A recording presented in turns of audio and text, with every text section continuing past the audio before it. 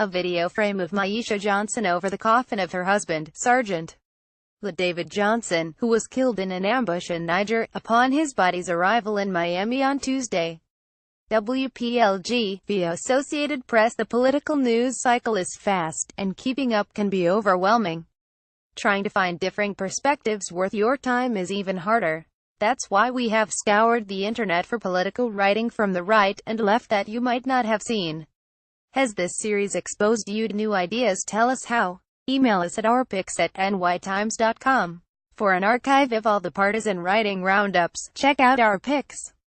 From the right, David French in National Review. No, I don't agree with a member of the House rushing to publicly broadcast what Trump thought was a private call.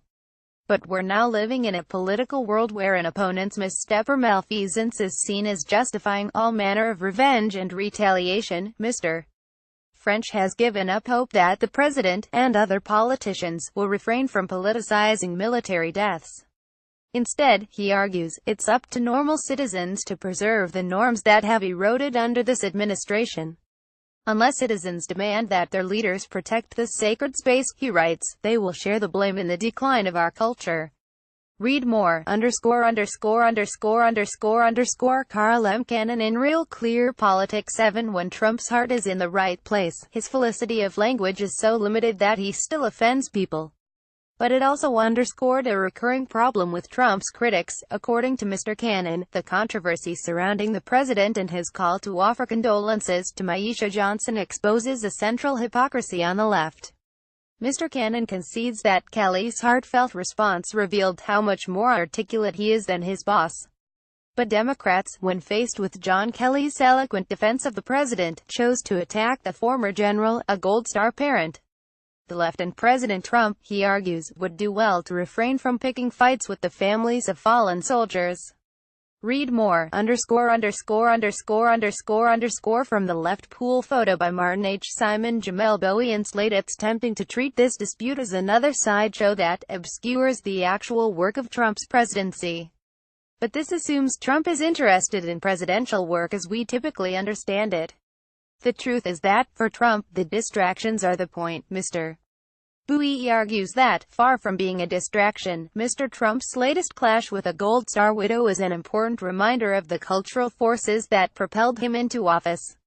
Over and over, writes Mr. Bowie, the president has sought out black women as the target for his ire.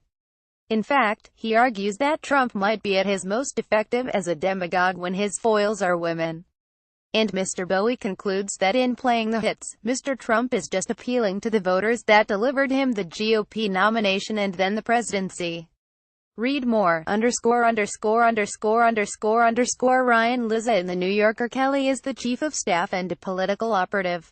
He held a press conference and told a lie that smeared one of Trump's political opponents. No government official's military background, no matter how honorable, makes him immune to criticism, especially given the subject at hand. Mr. Kelly's defense of his boss affirmed, in Mr. Lizza's mind, just how much working for the president can sully one's reputation. For spokesmen and women, their job it is to defend and explain anything the president says. But others who work for Mr. Trump must, at some point, ask themselves how much they're willing to sacrifice to work for this administration. After the events of the last 2 weeks, there is no way to work for him without paying the Trump tax on one's reputation, no matter who you are. According to Mr. Lizza, for Kelly, not even his 4 stars prevented that. Read more, _________. Finally, from the center. Representative Frederica Wilson, Democrat of Florida, speaking at a news conference on Capitol Hill in 2014. Mark Wilsong at Images. Chris Cillizza and CNN. Politically speaking, this was a layup. Trump not only missed the layup, he threw the ball over the backboard and out of the gym. Then he went and found the ball in the hallway and deflated it. Mr. Cillizza offers the possibility that this is all one big misunderstanding. If that were true, he suggests that the president call Ms. Johnson and apologize for making her upset. It would be a respectful gesture and taking the high road. Unfortunately, he contends, doing that, of course, would mean not being Donald Trump. Read more, ________. Want the partisan writing roundup in your inbox? Sign up for the Morning Briefing newsletter or the What We're Reading newsletter.